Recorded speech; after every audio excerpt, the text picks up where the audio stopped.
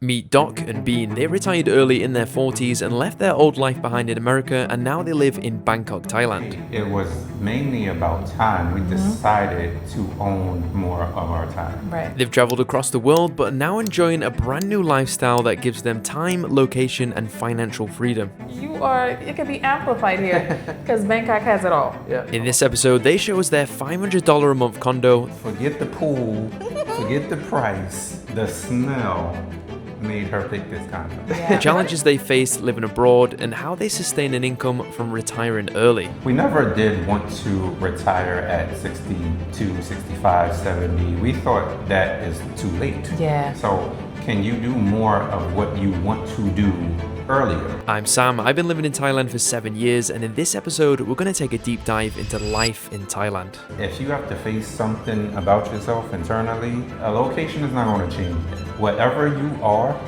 back home is what you are here. There's no running away. All right, could you introduce yourselves to everybody?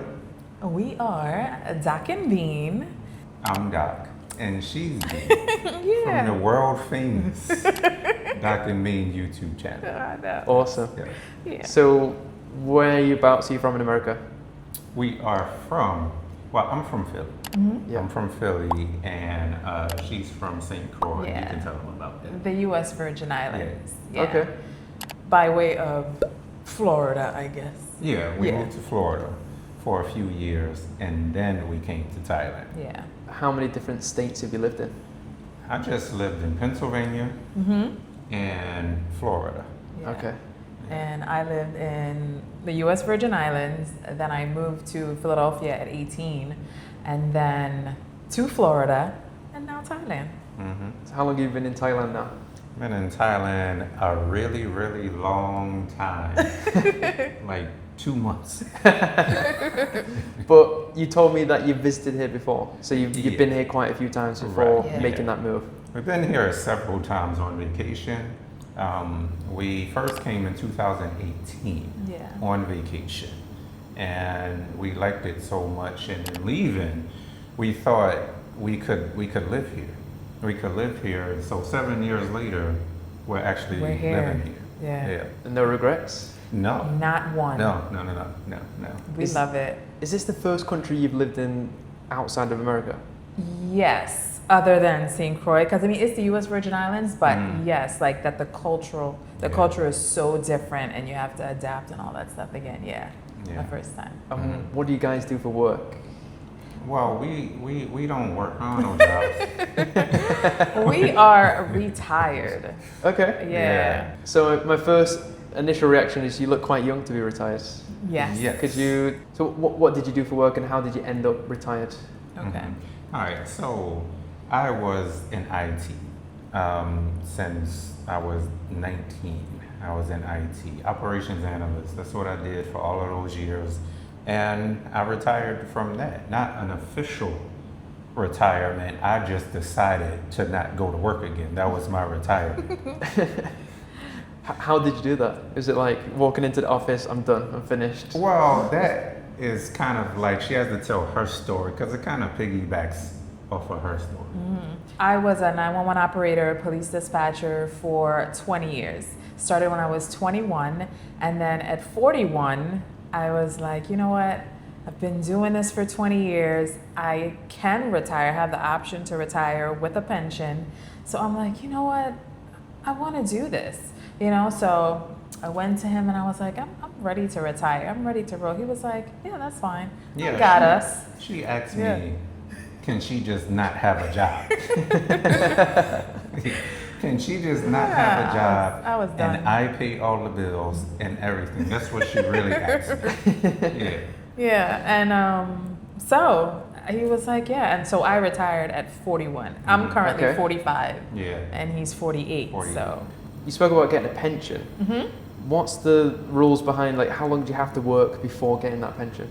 yeah, so it's different with different companies, but I worked for the government. So after 20 years, you're eligible for a pension.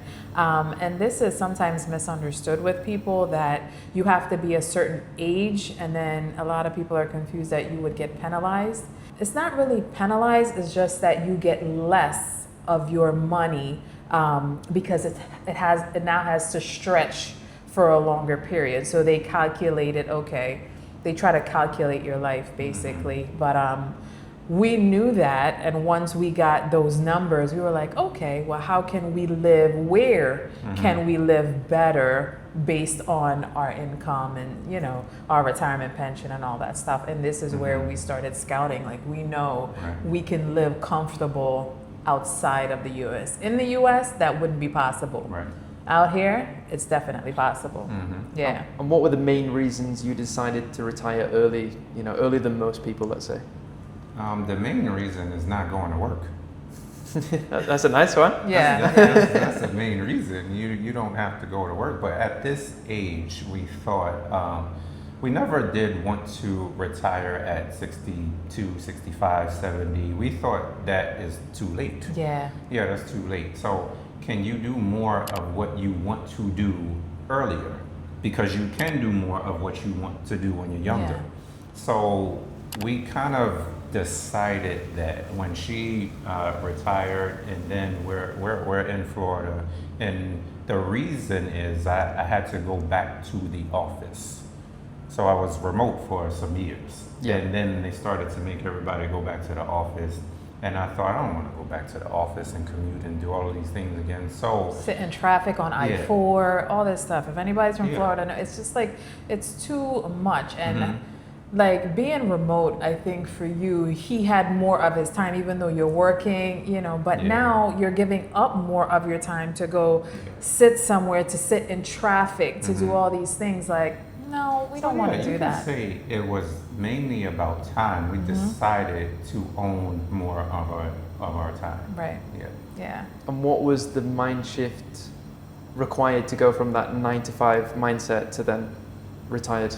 Well, the decision wasn't hard, but the mind shift is still happening. Yeah. It's still, because you've been working, most of us, you've been working since 16, 15, 14, 17, 18.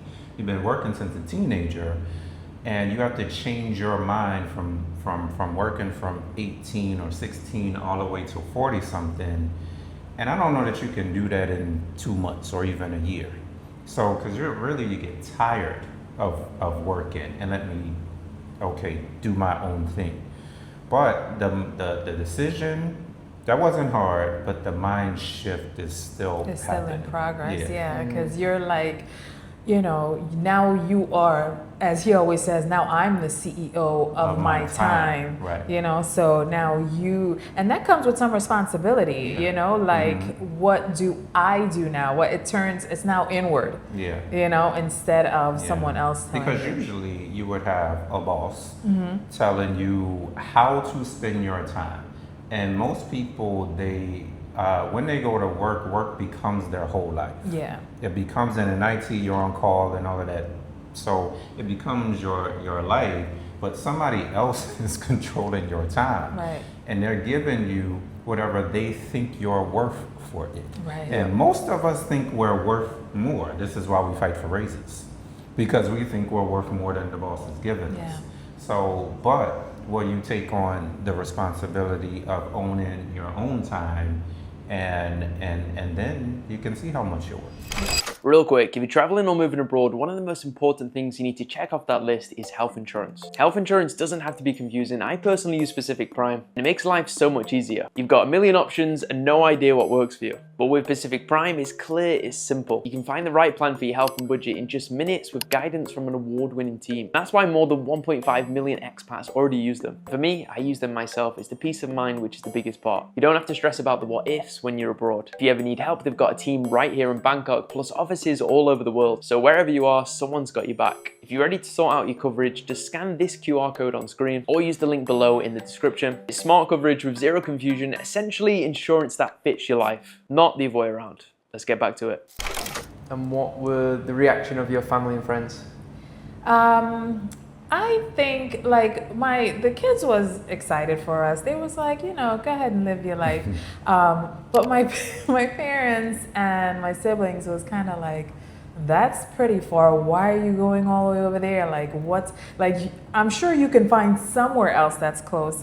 And I think my one sibling, they visited Thailand, they love it, but not to live. So it's still like trying to wrap your head around going so far. And anybody that's come and actually spent time in Bangkok and like Thailand, like love it, but they still can't see themselves here. So, but I mean, it's a different culture. Yeah. Totally different culture than what you come from in the U.S. And you still have to get used to it. yeah, but they're, I mean, it's what we wanted to do. So ultimately, they're like, okay, it's your life, you gotta live it, you know. But they wasn't surprised. yeah, Nobody was surprised that we would be out of the country or move out of the country because we were always out of the country. We're actually travelers first. yeah. So we travel.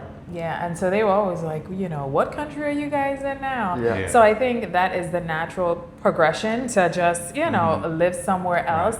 And for us, we still want to travel very much. So where can we have our base, you know, very affordable, cost of living low, so that gives us the luxury to go and do what we want and explore the world like we want to. We have our time back. Now how can we be more efficient with that time to see what we want to see and experience what we want to experience? And when you're choosing a country to live in, do you rely more on research or is it instinct?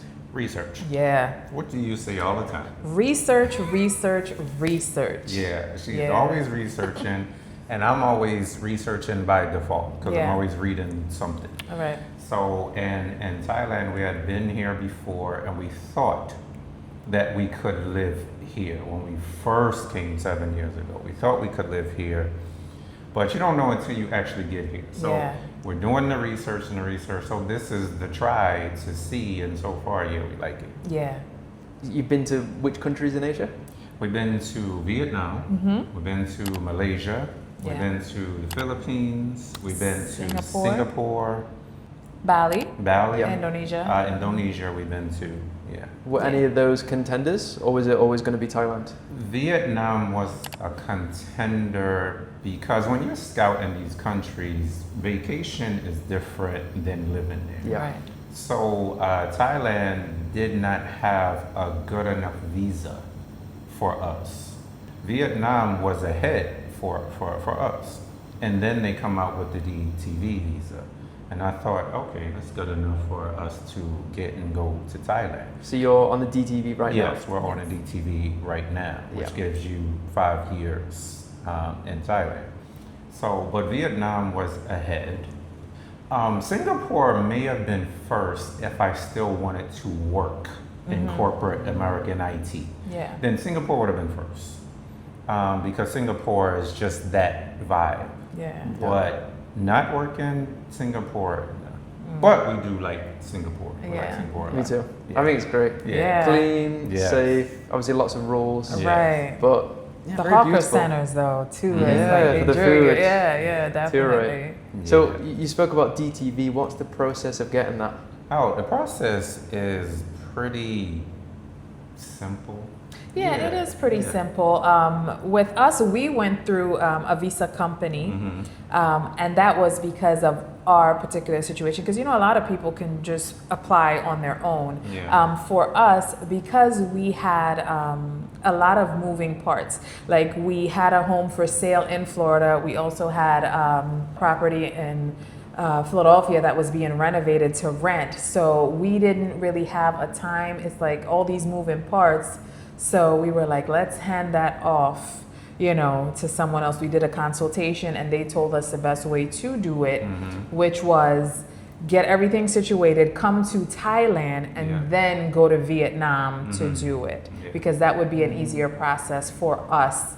Because we didn't know. You can apply in the United States before you get here because it has to be done outside of Thailand. Right. But we didn't know exactly when we were leaving America. The We houses didn't know was whether yeah. it was a month, 2 months, or 8, 9 months. Yeah, because of construction. You know Yeah. how construction workers are. Yeah. How when is it gonna be done and all this stuff. So we had to. So you were in America Mm-hmm. and then went to Vietnam. to get the visa, or you're in Thailand? We came to Thailand first. Right. Okay. And spent a month in Thailand, and then we flew over to Vietnam, Which city? Ho Chi Minh City, Okay. which we really like. Yeah. Well, I like Yeah, lots the of most. bikes. Yeah, I like the most. She I'm likes still the a, name. yeah, I like Da Nang She because likes I'm the a, name. Like You know. Miami vibes. yeah. You know, Yeah. I'm an island girl, so Yeah. I need, Oh, yeah. And I like need the the city beach. a little bit more. Yeah. So Yeah. I like Ho Chi Minh, I like Bangkok, and I like the beach too. So we'll probably be at a beach area after we leave Bangkok. Yeah. So how long were you in Ho Chi Minh getting the DTV visa? For 1 month. Okay. Yeah, 1 month. So, and it came back less than a month. Both of ours came back less than a Yeah, month. it was pretty simple. And then we flew back here. So have you been around different parts of Thailand, like not only Bangkok? Have you been to Chiang Mai, Phuket, Koh Samui? Yeah. Yes, we've been to Chiang Mai. We've been to Phuket. A few times we've been to Phuket. Yeah, I liked Chiang Mai. I thought that's where we were going to be living at first. Yeah, I have to say, before we went to Chiang Mai, she just knew she was going to I be was like, living in Chiang Mai Chiang is the Mai. place. We had never been I there. had never been there. Just Oh, really? online research. Wow. Oh, that's my place. And then when we go, I'm like, oh, I don't know about this. Okay, so different vibes. So it what was you- a different vibe Yeah. when I got there. To where like, because it was to me was I like the vibe, but it's a little nook and cranny for me, and then it's not big Little enough. slow. Yeah, Chiang Mai is a little bit slow. we need a little more action still than what So Chiang Mai. why did you ultimately choose Bangkok? Bangkok is just, for me, the city. I'm used Mm-hmm. to a big city. So that's it. Bangkok is convenient. Yes. You can get everything in Bangkok. Bangkok is just Bangkok. Right, and like Yeah. it's just easy to transition to. Like the systems in place they have here, it's easy to move here. Everything you can just get pretty Yeah. simple, you know. And then like for me, the exploration. There's always something that's happening here that you can. Okay, what's going on? What can I find? Like Yeah, I there's love. always some alley that she can.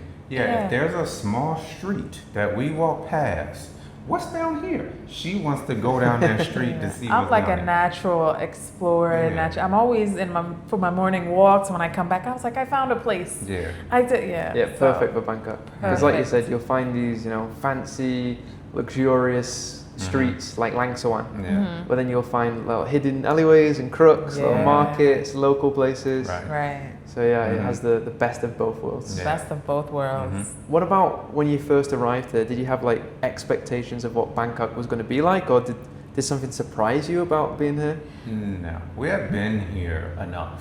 Yeah. Yeah, we have been to Thailand, been to Bangkok enough.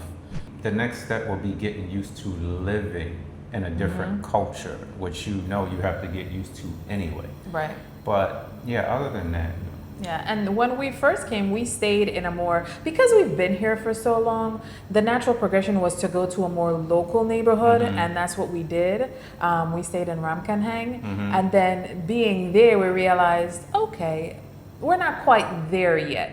We kind of wanted to be a little more like with a mix of locals and expats, so that's when we settled on the Onut area. Which is, Yes. I think, perfect for that. isn't it? Perfect. Yeah. Expats, locals. I think this actually Yes. used to be the end of the BTS line before they extended Right, it. right. So that's why you find like Yeah. local restaurants with the Yes. nice sky bars and the hotels and the Yeah. condos. Yeah, this is the perfect this area is a for us. perfect area. Yeah. And what about like this condo? How did you find it? What was the process of that? Ooh, We had an agent, yeah. and we were going around seeing a We bunch saw of like places, 15 yeah. apartments. Yeah. Yeah, we in saw how a long? lot. A bunch of places. Within the first month we Yeah. were here, that was like we had a plan, and because of our research, we had a plan. Like we're coming here, we know we're leaving for Vietnam in a month. We want to look Yeah. and search and research and see what it was like, so we know what we're moving into once we come back. Right. Yeah. So what's the name of this condo? Aspire Onut Station. And could you tell me a little bit about the condo? Like what made you choose this one? Well, what made her choose this condo was the smell. Listen, you walk in and it's just so refreshing. I- See, I didn't even have to tell Yeah. you when you said it when you walked in. As soon as I walked in, Yeah. I got that smell. Yeah. It's like fresh. It's So like a forget the hotel room. feeling. Forget the room, forget the pool, forget the price. The smell made her pick this condo. Yeah, but it was, and the aesthetics. Like it's a new building, it's a brand new building, and you coming in, it just had that feel for me, you know, and the lobby's beautiful, and then going into the co-working spaces, that was amazing, you know, and it just felt homey. And then we have like the breathing room that has like the view, you know, and the pool area is nice. You have the infinity pool, and then the gym, you know, it's nice. You can run on the treadmill and then see the view. Yeah. In terms of like renting a condo here, what's the process in that? Like, do you need a deposit for a certain amount? Yeah, there's the way you get a condo could be several different ways, right? Several different. You can use the agent. You can find an owner directly. They have Facebook groups for that. You can use an agent online. Different ways. Yeah. But for us, it's most every apartment there's going to be a 2-month deposit with the first month rent, 3 months.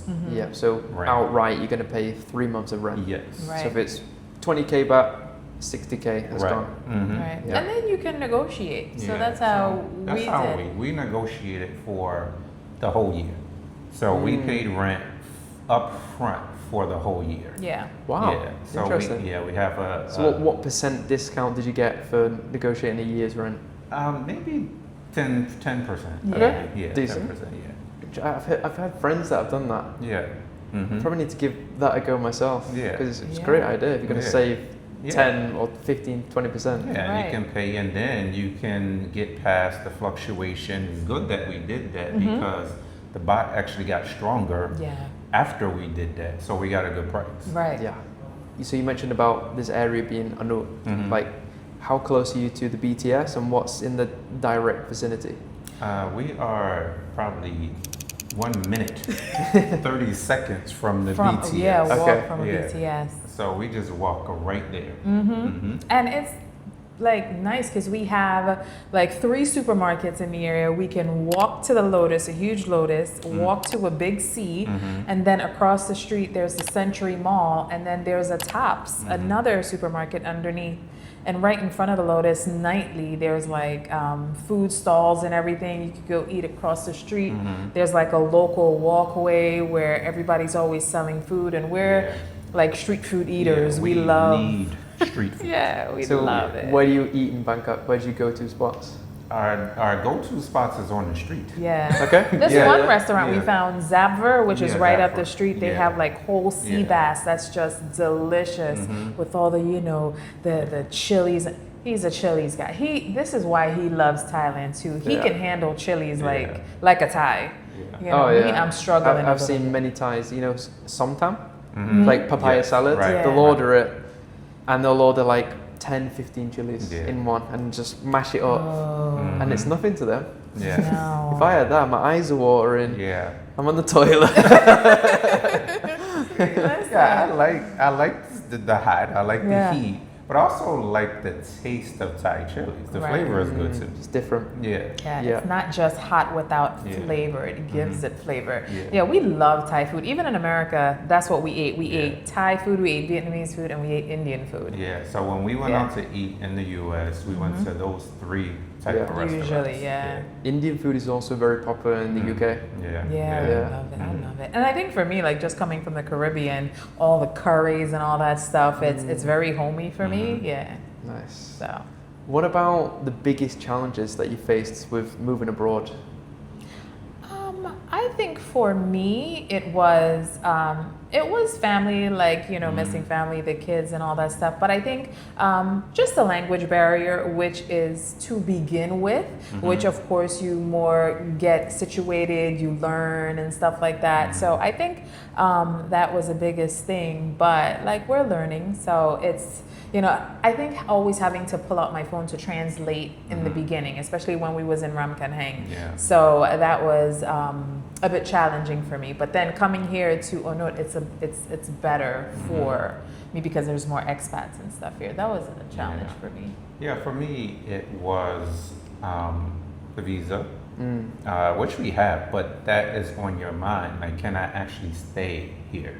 Really just get into a new place, because you're going to be living in a totally different country, totally different culture, and all of that. Can I do that? Like, am I going to be comfortable doing that? And you really never know until you actually do it. Yeah.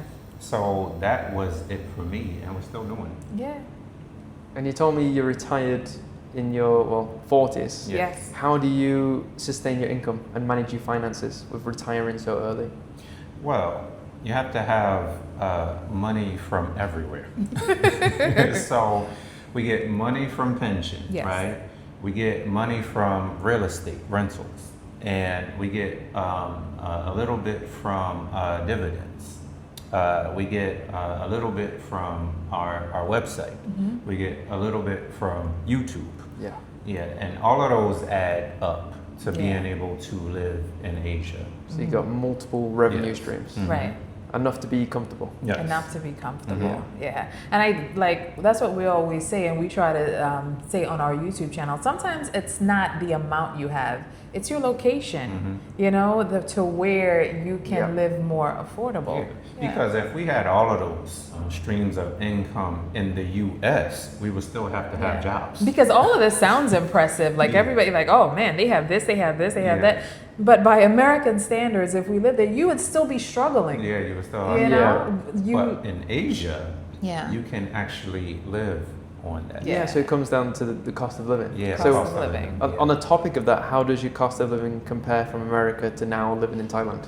Yeah, I don't know. Like, people try to compare that. I don't know if you can compare that, because normally you have a job in the US making a lot more money than you would make here, especially if you're not remote. Right. So then your expenses are going to be a lot. You have $2,000 and $3,000 mortgages in the US. Our house in Florida is $2,300 mortgage.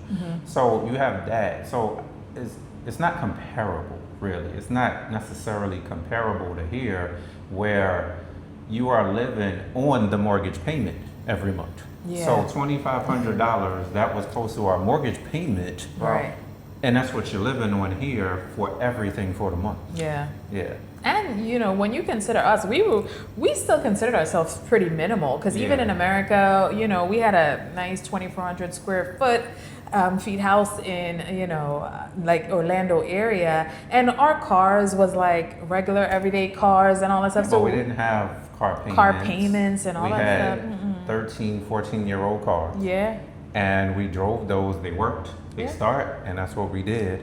So we didn't have a lot of expenses, maybe like the typical American would have. Everybody have Yeah. 2 cars, you know, payments on both cars. You have all these different expenses. Now, for us, probably one of our biggest expense too was food, because we actually, you know, in America with the healthcare system, for us, our healthcare is taking care of ourselves, so we Yeah. don't get there, Yeah. right? Because So we it's spend a lot on food. organic food, Yeah. natural food, Right. which costs more than the junk food. Yeah. Yeah. So has moving to Thailand changed the way you look at money? Probably not. Yeah, I was gonna can- say not yeah. with him, because I he's can very. see- yeah, I can see how it would, and I could see what you're asking, but we kind of thought this way anyway. Yeah. Yeah, we thought this way anyway, so we would always like be smart with money. Yeah. Yeah. And I But- think this is how it kind of shows, because in our 40s we can Yeah, retire because exactly. we did Yeah. pretty good. Yeah. Yeah. What about anything that you don't like about Thailand or dislike so far? Not yet. Not something. It's always nuances Yeah. and nuisances that can get you. Maybe like the language, but it's not our language, so Yeah. we picked the certain language, or maybe like crossing the street or something where you don't have the right of way or something, Yeah. and you It's gotta like- move. So First world problems. first, yes, yeah, First, it's how, not this really- is what they would call Right. first world Yeah. problems So that it's you not know. really issues. Yeah, it's not. No. It's not real issues. Because you Yeah. come here and you have to adapt. Yeah. Like, you know, so to me, what anybody would consider like issues would be probably first world problems. Yeah. Yeah. I think, like you said, you've only been there 2 months, so I think you still Right. need more time. Yeah. Right. Like for me, on my experience, I would say, well, I'm in Bangkok, so pollution and traffic. Right. Those two are the biggest ones. Yeah. Traffic is manageable, but it depends on the time. If you're going out between 8 and 10 a.m. and 4 and 7 p.m. expect, gridlock traffic on Summit Road. But before and after that, it's not too bad. Yeah. You can get bikes, you can go BTS, Right. tuk-tuks, even though it's mostly touristy things. Even boats, canals, all these kind of stuff. And pollution, again, there's I say it gets worse between October to April, May, the dry season, and then obviously you got the wet season where things are a bit more greener, the air's a bit cleaner. But then again, it's not drastic to the point where it's affecting my health on a day-to-day basis. There's ways to manage it. Air purifiers, N95 masks if it's bad enough. And just being smart. Like if it's awfully polluted outside, not going outside for a run, or doing certain things. Just maintenance and seeing how to maneuver in the environment that you chose. Mm-hmm. But I wouldn't let those kind of things stop me from living there. No. Those are not deal breakers. Otherwise, we wouldn't be here. Yeah. Certain things like food is a deal breaker for us moving anywhere. So if we don't like the food, then we're not going. Yeah, especially if we can't get healthy options. Like we go and get our juices, fresh pressed juice in the morning for 50 baht, you know? So you can, and here, to me, like your lifestyle here can amplify it, or like either way for good or bad. True. So you can find, okay, we can have cheap fruit. Like in the morning, I'm eating dragon fruit, soursop, all these things. Or you can eat more junk food because they have everything here. Or you're a partier. It can be amplified here because Bangkok has it all. A lot of people come here, get lost in the sauce. Yes. Partying is one thing we don't have to worry about. No. 'Cause, she's a little bit too old to party, so we can't do that. I be telling him, let's go do this. He was like, no, it's nighttime. We could go grab some food and then let's go back in the house. Most of the time, you start to slow down. And you're in the place more. So we notice that the room matters.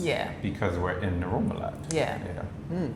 What about in terms of living abroad compared to living in America? Has it impacted your relationship in certain ways?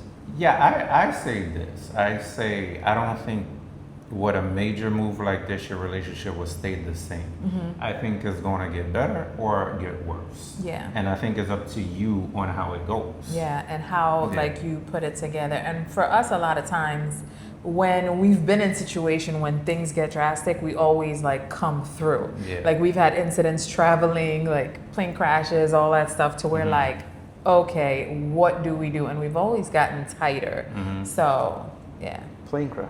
Well, we wasn't in it. Every time I say that. It wasn't in the plane crash, but this was in 2016. 2016. Coming back from Cairo, going to Dubai, there was a plane crash in Dubai, like a landing. Nobody died or anything like that. But on Emirates, it was so chaotic that we had to spend an extra night in Cairo. Everybody's like, the airport was crazy, no lines, anything like that. And then we had to kind of I'm sick, like deathly ill. Well, you got to tell them how you got from sick. Drinking the local water in Cairo. I was drinking a juice. Tour guide was like, try this, you could try this. And then I was done. So being sick, having to deal with all this chaos, all this stuff, and we, like, if we were gonna fall apart, it would have been then. And what have you learned about yourselves through living abroad? I think I need more time because I already know that this is what I was going to do and what I wanted to do. But I will say that you don't get away from yourself. Whatever you are back home is what you are. Here, there's no running away. If you have to face something about yourself internally, like a location is not going to change that. You still have to deal with any traumas you had, any insecurities you had. Nothing goes away. So you don't come here thinking you're running away from anything. Like, people be like, oh, I need a new place, I need to do this. It might help a little bit, but it's still, you there. Yourself is coming with you. And for me, it's like the experiences. Now I always tell them I'm big on experience. So all the little experiences too that I had before I came here, now like, you know, the kids, the time, the vacations with my family, all that stuff, it's like, okay, I'm glad I had all that stuff and now I'm transitioning. So to me, it's the experiences. Everything is an experience for me. So it's a new chapter now. It's a new chapter, yeah. And You it know, really is new. Yeah. Like it's new. That's why it's hard to like quantify it now. Like what do we think? How do we don't know yet. Yeah. Yeah, we don't know yet. That's the exciting part. Yeah, That that's is the the exciting exciting part. part. It's new. I do think you can steer it a little and make, just like your relationship, you can make it Yeah. like go how you want it to go. You can make it do that. you Yeah. know? With your So, mindset and yeah. stuff. And that's why the mindset is important. Yeah. To be open. And what advice would you give to those that want to retire early but feel stuck? What did you say before? Most of the time, you can. You have more money because it always comes down to money. You have more money than you think you have. Yeah. Yeah, especially in this age group. Most of the time, you have a house, and you might have an account, 401k, whatever it is. Yeah. And in America, those things don't go that far. Yeah. But in other countries, they do. Nobody would think that you could live for $2,000 a month somewhere else. Live comfortably. But you really can live here for $2,000 a month. That's not a stretch. Yeah. That is not a stretch. It might seem like that because you pay more for mortgage for Yeah. a month, but you actually can live here on that if Yeah, you want. Definitely. You figure out how, you know, your finances are, what you can move around, maybe anything like, even if you have a remote job, you have a remote job, you can find a way to bring in income online.